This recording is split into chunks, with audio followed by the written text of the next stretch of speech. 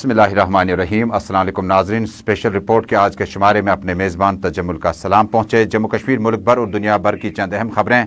लेकिन ब्रेकिंग खबर, Jammu Kashmir people's democratic party के नायब सदर मोहम्मद सरताज मदनी का डिटेंशन ख़त्म कर दिया गया। कुल जमाती मीटिंग से कबल खैर सगाली जज्बे के तहत, एतमाद साजी के तहत ये इकदाम किस और लिए चलते हैं? क्या पॉलिटिकल अफेयर्स कमेटी कल होगी श्रीनगर में या नहीं? पहले सुहेल बुखारी, अब से कुछ देर पहले उन्होंने अपना वीडियो मैसेज भेजा है। पॉलिटिकल अफेयर्स कमेटी जो है कल महबूबा मुफ्ती उसकी सदारत करेंगे। पहले ये आपको सुनाते हैं, उसके बाद हिलाल हांजूरी के पास चलते हैं और पूरा मामला क्या है उस पर वापस आएंगे। चंद एक रोज से काफी खबरें शाया हुई हैं एक कुल जमाती मीटिंग को लेके जिसका इनेकाद दिल्ली में होना है। तो इसको लेके हम इतना कहना चाहेंगे कि गो कि हमें कोई फॉर्मल रिटन इनविटेशन अभी तक नहीं मिला है, लेकिन ये जरूर है कि पीपल्स डेमोक्रेटिक पार्टी की सदर मोहतरमा महबूबा मुफ्ती साहिबा को फोन के जरिए मुताला किया गया है ऐसी एक मीटिंग के बारे में।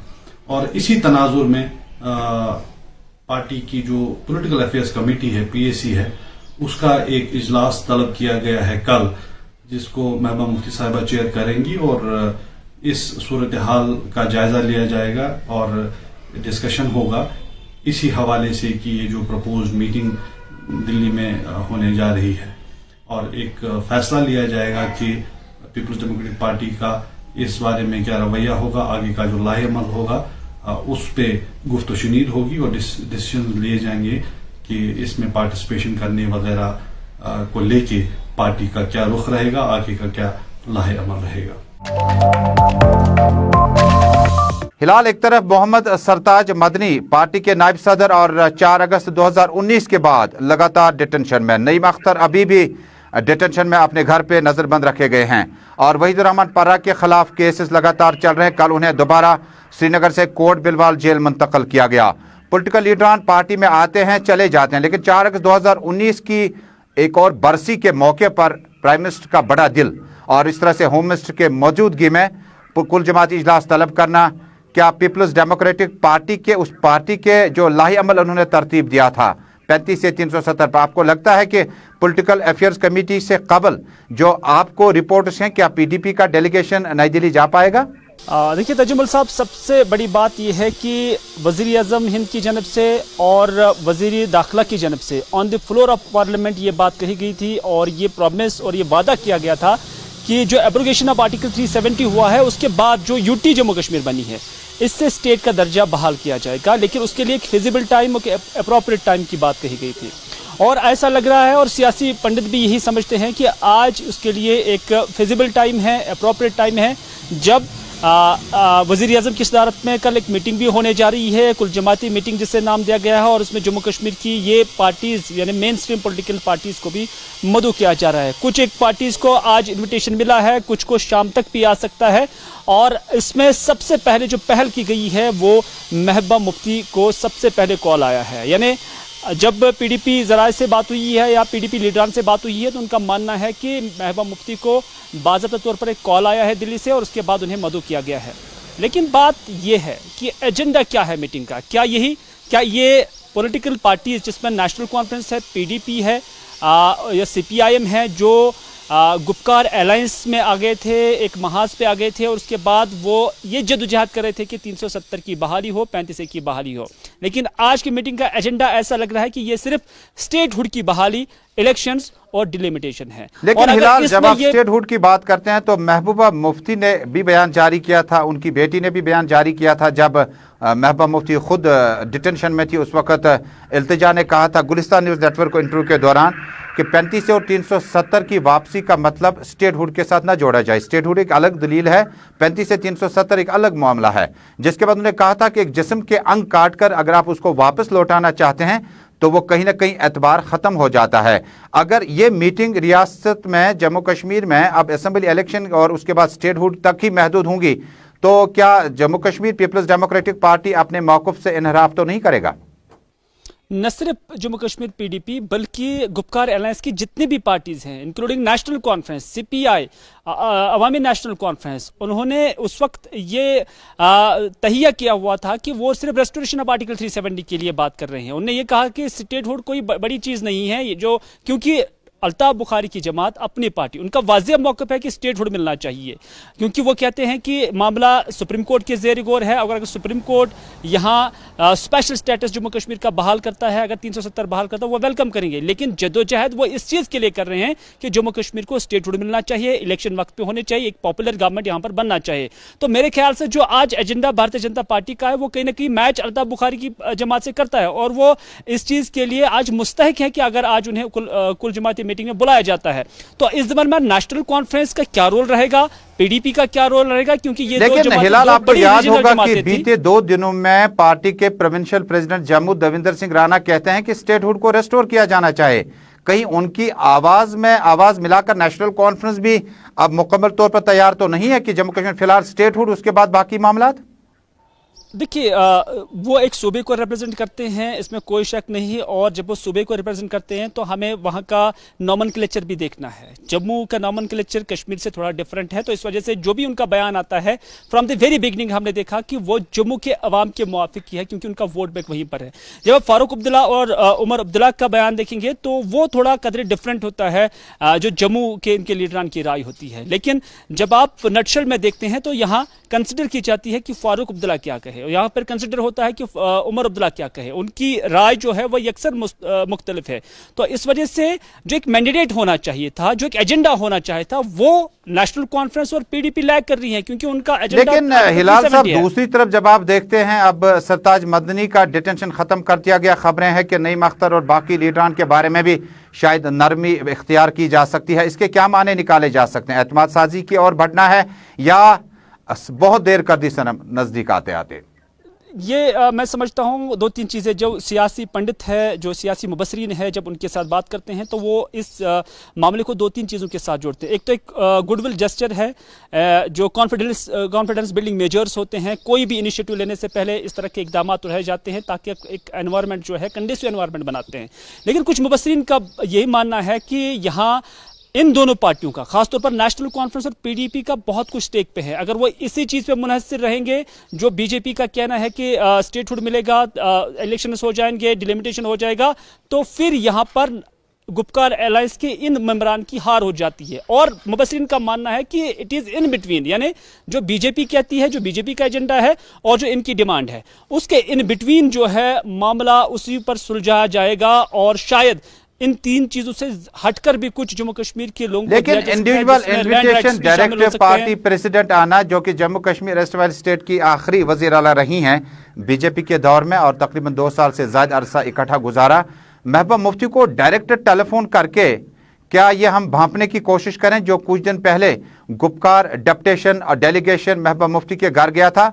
कहीं ना कहीं शुरुआत यहां से भी पहल की जा रही है दूसरी तंजीमों की तरफ से कि महबूबा मुफ्ती फिलहाल बाकी मामला जो है वो उस पर फिर कभी गौर करें। देखिए, महबूबा मुफ्ती हमने देखा कि बाकी लीडरान के मुकाबले में, बाकी तंजीमों के मुकाबले में थोड़ा सा उनका मौक़िफ़ काफ़ी सख्त था। वजह यह है कि दिल्ली की जानब से भी उन्हें कायल करने की कोशिश की जा रही थी, लेकिन नहीं हो पा रही थी।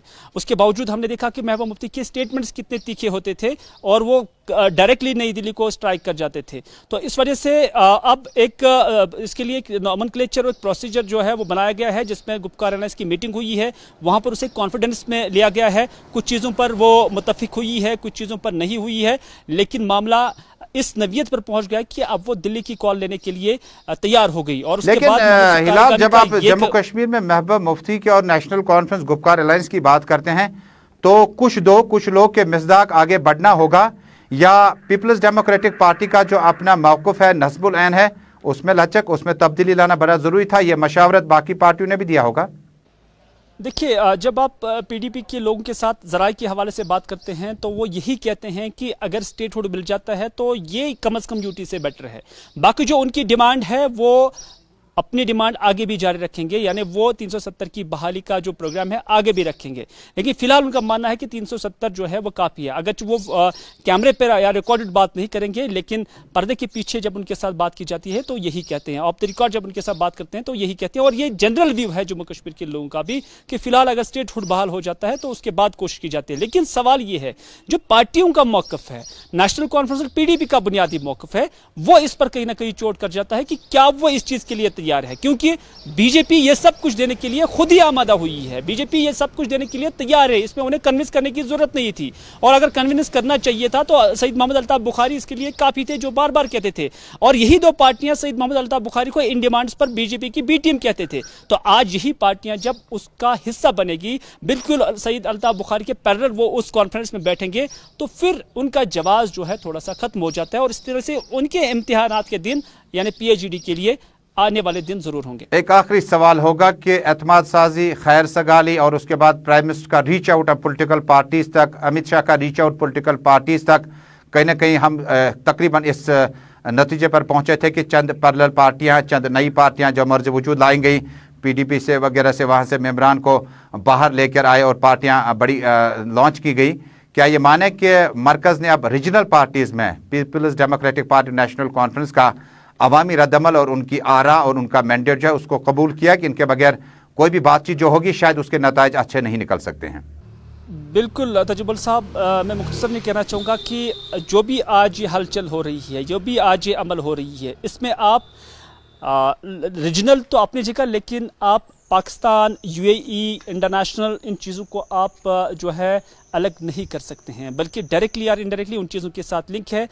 क्योंकि भारत भी चाहता है कि वो पाकिस्तान के साथ डायलॉग का हिस्सा बने, और वो भी चाहता है कि भारत और पाकिस्तान के दरमियान जो मामलात हैं वो ठीक हो जाएं, और उसके लिए जो कंडीशन सरहद पार से आ गई है उसको भी मद्देनज़र में रखा जाता है। और साथ ही साथ UAE की जानिब से जो मीडिएशन की जाती है अपने इंटरनेशनल या खारजी सतह की जो पॉलिसीज़ है उसमें तब्दीली लाने के हवाले से या उसमें बेहतरी लाने के हवाले से, तो अब एक जो नुक्ता है वो रीजनल पार्टीज़ है, उन्हीं के जरिए ये सब कुछ किया जा रहा है। और उससे एक मैसेज जो है न सिर्फ रीजनल लेवल पर, न सिर्फ नेशनल लेवल पर, बल्कि एक इंटरनेशनल लेवल पर भी कन्विंस करने की कोशिश की जा रही है। बहुत बहुत शुक्रिया हिलाल हांजूरी हमारे साथ जुड़ने के लिए। ये थे मेरे साथी हिलाल हांजूरी, जो जम्मू कश्मीर में पीपल्स डेमोक्रेटिक पार्टी और नेशनल कॉन्फ्रेंस के लीडरान की इस बड़ी डेवलपमेंट के हाशिए में बात कर रहे थे। थोड़ा सा माजी में लिए चलते हैं आपको। 4 अगस्त 2019 को गुपकार में एक बैठक होती है, डॉक्टर फारूक अब्दुल्ला और उसके बाद people's democratic party, Congress party, Jammu Kashmir people's movement, people's conference, people's democratic front और पीपल्स अलायंस के बाकी पार्टियां जो थी,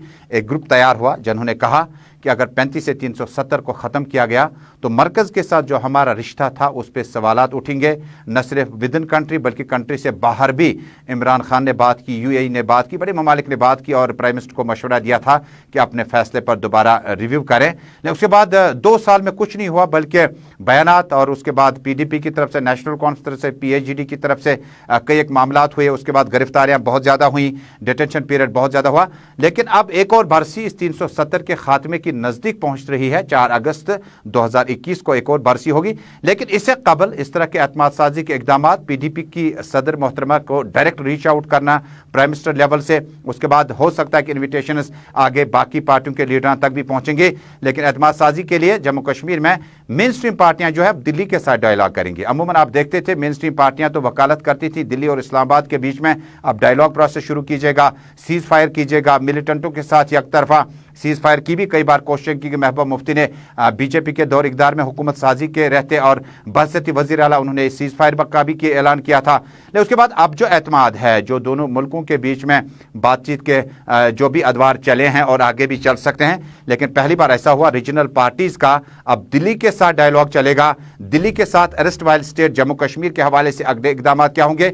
और जम्मू कश्मीर में बड़ी बात है, हो सकता है कि 24 जून को जो प्राइम मिनिस्टर और होम मिनिस्टर मीटिंग में मौजूद रहेंगे, जम्मू कश्मीर में UT में इंतखाबात के हवाले से भी बातचीत होगी। लेकिन देखने वाली बात होगी कि उमर अब्दुल्ला, महबूबा मुफ्ती, फारूक अब्दुल्ला, सैफुद्दीन सोज, गुलाम अहमद मीर, बड़े बड़े चेहरे जो है वो तो पहले ही कहते हैं कि जमहूरियत की खूबसूरती इंतखाबात है, लेकिन इंतखाबात के UT में ये लोग लड़ेंगे या लड़वाएंगे, इस पर हमारी बड़ी नज़र होगी। लेकिन खबरों का सिलसिला फिलहाल जारी रहेगा। इधर जबन पांथा चौक श्रीनगर में आज कई तजारती अंजुमनों ने एहतजाज किया। उनका मुतालबा है कि जो कैरीज पर लगी बैन है उसको फौरी तौर पर ख़त्म किया जाए, क्योंकि पांथा चौक और उसके आसपास में रिहाइश पजीर लोग जो है ज़्यादातर पत्थरों का कारोबार करते हैं, लेकिन गुज़श्ता कई बरसों से इस पर मुकम्मल तौर पर पाबंदी आयद कर दी गई है। इसी बीच में भारतीय जनता पार्टी के नौजवान लीडर इंजीनियर एजाज अहमद ने आज खुद इनके साथ मीटिंगें की और लेफ्टिनेंट गवर्नर इंतजामिया से फौरी तौर पर इस बैन को ख़त्म करने का मुतालबा किया। हमारी कॉन्स्टिट्यूंसी में आपको पता होगा पिछले 2 साल से यहाँ पे माइनिंग का काम रुका हुआ है किसी कारण से, चाहे एनवायरमेंटल क्लियरेंस हो या कोई और दिक्कतें हो जो बाकी डिपार्टमेंट्स की ओर से आ रही है। मेरी यही मोहतबाना गुजारिश है, आज हमारे जो लोग हैं यहाँ पे जवन में, विशेष तौर जवन के लोगों से आज मिलना हुआ, इनके कुछ ग्रीवेंसेस है, ये लोग चाहते हैं जो स्टोन क्वेरीज यहाँ पे चल रही है, क्योंकि इनकी एंसेस्ट्रल प्रॉपर्टी है, पिछले कई सालों से ये लोग कर रहे हैं और आज इनके पास खाने के लिए कुछ नहीं है। ये लोग पिछले कई सालों से यहाँ काम कर रहे थे और अचानक इनको काम बंद करना पड़ा। मेरी सरकार से ये गुजारिश होगी कि इतने बेरोजगारी है आजकल यहाँ पे, इनके लिए रोजगार का कम से कम साधन किया जाना चाहिए। जब तक एनवायरमेंटल क्लियरेंस या बाकी डिपार्टमेंट से क्लियरेंस नहीं आती है तब तक इनको रोजगार प्रोवाइड करना चाहिए, क्योंकि इनको ब्लॉक्स ऑलरेडी अलॉट किए गए हैं और ये इनकी प्रॉपर्टी है। कल भी इनको इन पे काम करना है। मैं समझता हूँ अगर रॉयल्टी डिपार्टमेंट या जो माइनिंग डिपार्टमेंट है अगर वो टाइम टू टाइम बेस पे रॉयल्टी तब तक ले, तो जब तक इनकी एनवायरमेंटल क्लियरेंस होगी, मेरी यही गुजारिश होगी। नाज़रीन, श्रीनगर की प्रेस कॉलोनी में आज एहतजाज हुआ, लेकिन अब की बार एहतजाज जो है वो GOC 15 कॉपस के खिलाफ था और कई दुकानदारों ने कहा कि सरकार ने एक पॉलिसी बनाई है, बल्कि आर्मी का जो मुतलका विंग है उन्होंने एक ऑर्डर भी जारी किए हैं जिसमें इन दुकानदारों को दुकानें खाली करनी होगी और एक्स सर्विसमैनों को ये दुकानें अलॉट की जाएंगी, जिस पर चंद नौजवानों ने श्रीनगर की प्रेस कॉलोनी का रुख किया और जोरदार एहतजाज किया। लेफ्टिनेंट गवर्नर से फौरी मुदाखलत का इन्होंने अपील की है। यहाँ पे प्रोटेस्ट करने नहीं, हम रिक्वेस्ट करने आए हैं पीएम मोदी साहब से, राजनाथ साहब से। ये लोग हमें बिल्कुल जो अभी कश्मीर में चल रहा है, इन्होंने एक नया लाल निकाला है कि जितने भी अंदर आर्मी के अंदर दुकानें पड़ी है जो सिविलियन चला रहे हैं, वो दुकानें हम एक्स सर्विसमैन को दे रहे हैं। खाली ये इम्प्लीमेंट लॉ हो गया 15 CBS क्रू में। हम मोदी साहब से, राजनाथ साहब से, GOC साहब से, LG साहब से रिक्वेस्ट करना चाहेंगे। हमने अपनी दुकानें खुद बना ली है। 3 साल 4 साल पहले हमें एक नोटिस मिली थी, अपनी दुकानें फिर से संभालो। हमने हर एक बंदे ने बैंक से फाइनेंस लिया हुआ है, अपनी दुकानें उन्होंने खुद बना ली है। मैंने भी अपनी दुकानें 2 बना ली खुद, उनमें 8-10 लाख रुपए लगा दिए मैंने। अब 1-1.5 साल के बाद मुझे और एक नोटिस मिल रही है, आप यहाँ से निकल जाओ, और मेरा सामान भी वहीं पड़ा है। 1.5 साल से हम घर में बैठे हुए, हमारी बात कोई सुन नहीं रहा। हमने आज तक 100 बार GOC साहब से मिलने की कोशिश की, लेकिन हमें कोई वहाँ तक ना वसीला नहीं बन रहा है। हम GOC साहब से रिक्वेस्ट कर रहे हैं, LG साहब से रिक्वेस्ट कर रहे हैं, हम पे थोड़ा सा नज़र डाल दो। हम भी बहुत परेशान हैं, 1.5 साल से हमारा सामान दुकानों के अंदर पड़ा हुआ है, वहाँ बिल्कुल हमारा सामान कचरा बन चुका होगा। हम आखिर करें क्या? और नाज़रीन, 7 जून को हाजन में एक वाकया पेश आया जिसमें शाहीना अख्तर जो है वो मायके से ससुराल आई हुई थी और ससुराल में उनकी पुरअसरार तौर पर बाद में लाश भी मिली थी। हालांकि कुछ लम्हात थे जब लोगों में ये यकीन दहानी कराई गई कि शायद मामला जो है वो खुदकशी का है, लेकिन बाद में ज़िला तरक्याती कमिश्नर बांडीपोरा डॉक्टर अवैस अहमद को तहरीरी तौर पर फैमिली ने आगाह किया और कहा कि शाहीना अख्तर को खुदकशी के तौर पर नहीं बल्कि इस मसले को किसी दूसरे जाविये से देखने की ज़रूरत है। इस ज़िम्न में ज़िला तरक्याती कमिश्नर ने फौरी तौर पर अहकाम सादिर करते हुए लाश को कब्र से बाहर लाने के अहकाम सादिर किए। कई अफराद की गिरफ्तारी अमल में लाई गई। ज़ुहुर भट्ट की इस रिपोर्ट में देखते हैं। लड़की लजमस खोमने अमिस गो यह वाक़ा मरनुक ये 4-5 दह पत लोग पता कि अमिस जहर डॉक्टर सद लेखन मुताबिक पत कर कार्रवाई। वनकनस गो मसल यह कत कि अमिस कोर पोस्टमार्टम कर तैयारी। वनकनस गस पोस्टमार्टम यह पोस्टमार्टम रिपोर्ट दी तथ पे गई कार्रवाई असल पे लड़कस पे खता खुद या कस पे खस अगर जहर अमिस कतलस गो सजा लागुन यम सद आम लूकन यह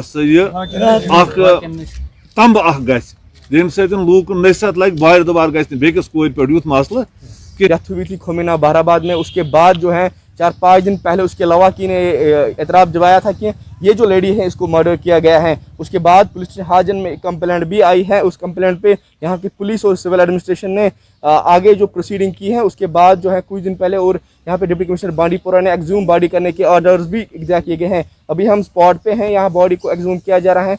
पुलिस के साथ साथ सिविल एडमिनिस्ट्रेटर डॉक्टर साहिबान की मदद लेते हुए यहाँ बॉडी को एक्सूम किया जा रहा है। और आप मेरे पीछे देख सकते हैं जो अभी बॉडी एक्सूम किया जा रहा है, उसके बाद इसको CHC हाजन लिया जाएगा जहाँ पे इसकी जो है पोस्टमार्टम किया जाएगा। जो डॉक्टर साहिबान एक्सपर्ट्स लाए गए हैं वो इसको बॉडी किया जाएगा और वहाँ पे जो है जो अभी कुछ यहाँ पे इन्वेस्टिगेशन चल रहे हैं, जिसमें 174 लगाया गया है, जिसमें इन्वेस्टिगेशन अभी जारी की गई है और कुछ अफराद को पूछताछ के लिए भी रखा गया है। और यहाँ पे जो है कई प्रोटेस्ट्स भी हो इस हवाले से, लेकिन अगर हम देख रहे हैं ग्राउंड रिपोर्ट में अगर हम देख रहे हैं, पुलिस इसमें जो है अच्छी कार्रवाई कर रहे हैं, डिस्ट्रिक्ट एडमिनिस्ट्रेशन इसमें अच्छे ताउन दे रहे हैं और यहाँ पे लोग भी इसकी चाहते हैं कि इसमें जल्द से जल्द इन्वेस्टिगेशन हो जाए, जो भी इसमें क्रिमिनल्स हैं वो बेहद बार्स हो जाए। फिलहाल गुलिस्तान न्यूज़ के लिए हाजिन बांडीपोरा से। और नाज़रीन, जहां अमरनाथ यात्रा के हवाले से prime minister, home minister, lieutenant governor और नई दिल्ली में मीटिंग का सिलसिला लगातार जारी है और किसी भी वक्त ऑर्डर आ सकता है कि शायद सोनमर्ग के एरिया से महदूद जो अब की बार यात्री होंगे उन्हें पवित्र गुफा के दर्शन करने की इजाज़त होंगे। हालांकि इससे कबल बहुत सारे इसके साथ तबके जुड़े होते हैं। गुलमर्ग से हमारे साथी अशफाक की इतला है कि मकामी एरिया में आज मजदूरों ने कहा कि अगर अमरनाथ यात्रा को शुरू करने में सरकार ने और ताखीर करी तो शायद उनके बाल बच्चे जो हैं वो मुश्किलात में पड़ सकते हैं। उन्होंने कहा कि महदूद ही सही, लेकिन इस रूट पर जब भी अमरनाथ यात्री आते हैं तो कई एक मुश्किलात उनके हल हो जाते हैं। कश्मीर सिर्फ टूरिज़म पे डिपेंड करता है, अलल खुसूसन गुलमर्ग हमारा जो है वो टूरिज़म के ऊपर डिपेंड करता है। तो हमारा यही एक मुतालबा है कि जितना भी हो सके टूरिज़म यहाँ पर बढ़ना चाहिए। टूरिज़म बढ़ने के साथ साथ लोगों का भी रोज़गार बढ़ जाएगा और हर एक खुशहाली से अपना ज़िंदगी बसर कर लेगा, क्योंकि कुछ जब से काउड स्टार्ट हुआ है तो टूरिज़म ज़ीरो पे आ गया है। एक्चुअली यात्रा के हवाले से हमारा यही विचार है, अगर गवर्नमेंट ये चाहे कि यात्रा को ओपन किया जाए तो हम उसके लिए वेलकम करते हैं, क्योंकि टूरिज़म तब बढ़ जाएगा। तो नेचुरली मंथ ऑफ जून जुलाई में यात्रा यहाँ पर आती थी पहले से ही, लेकिन अगर आज बढ़ जाएगा तो आज वो यात्रा ओपन हो जाएगी तो टूरिज़म नेचुरली खुद ब खुद ही बढ़ जाएगी और कश्मीर में रौनक अगेन वापस आ जाएगी। सयाहती मुकाम गुलमर्ग टंगमर्ग में जो लोग सयाहत से वाबस्ता है वो मरकजी सरकार के उस फैसले के इंतजार में है कि अगर मरकजी सरकार की तरफ से आने वाले दिनों में अमरनाथ यात्रा के हवाले से हरी झंडी दिखाई जाती है तो उसके बाद यहाँ के लोग जो है वो उनके रोजगार में इजाफा देखने को मिलेगा। वही सयाहती मुकाम गुलमर्ग के दामन में वाक़ा सनशाइन पीक और दीगर सयाहती मकामात को जल्द से जल्द खोला जाए ताकि यहाँ के नौजवान जो है, जो मकामी नौजवान, तालीम याफ्ता नौजवान है, उनके रोजगार में इजाफा देखने को मिलेगा। इशफाक डार, गुलिस्तान न्यूज़, गुलमर्ग। नाज़रीन, इसी के साथ स्पेशल रिपोर्ट में आज का शुमारा यहीं पर मुकम्मल हुआ, लेकिन जाते जाते चंद बातों का जिक्र दोबारा करेंगे कि कोविड-19 की थर्ड वेव का कहीं ना कहीं कुछ लोग इंतजार कर रहे हैं, कुछ लोग तैयारी करते हैं। कौमी टेलीविजन चैनलों के साथ एम्स के डायरेक्टर ने इस बात का इंकशाफ किया कि अगला जो तीसरा वेव होगा वो 440 दिनों पर मुहित होगा। यानी इसका माना यह है कि आने वाले दिनों में जो हमारे ऑनलाइन क्लासेस हैं वो चलते रहेंगे। स्कूल और कॉलेजों में हालांकि कल से ऑर्डर है कि कम्युनिटी क्लासेस जो हैं वो शुरू किए जा सकते हैं और टीचर्स को कहा गया कि कम्युनिटी क्लासेस को बाज़ाब्ता तौर पर न सिर्फ सर्व करें, अटेंड करें। जब जम्मू कश्मीर हम देखते हैं तो आज भी हमने कई एक मार्केट्स का जायज़ा लिया और वीकेंड के मौके पर शनिचर और इतवार को डिस्ट्रिक्ट हेडक्वार्टर, श्रीनगर शहर, जम्मू शहर और मुतअद्दिद मकामात पर इंतहाई लापरवाही के साथ लोगों को पाया। हालांकि संडे मार्केट बंद होने की वजह से लोगों के मुश्किलात बहुत ज़्यादा है और एक तबका संडे मार्केट से भी पैसा कमाने की कोशिशों में लगा है।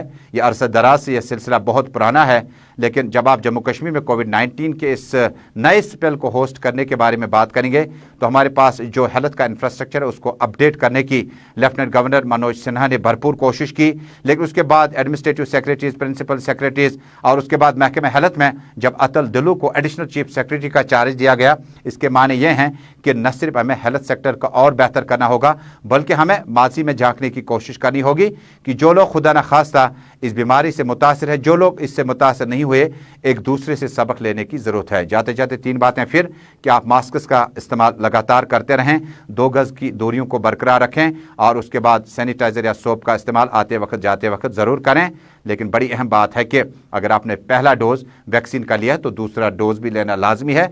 इससे कोरोना वायरस को जब फाइट करना होगा तो कहते हैं साइंटिस्टों का एतमाद है, उनका ऐलान है कि इससे आपको बहुत ज़्यादा मदद मिल सकती है। फिलहाल आज के प्रोग्राम से दीजिए इजाज़त। अल्लाह हाफिज़।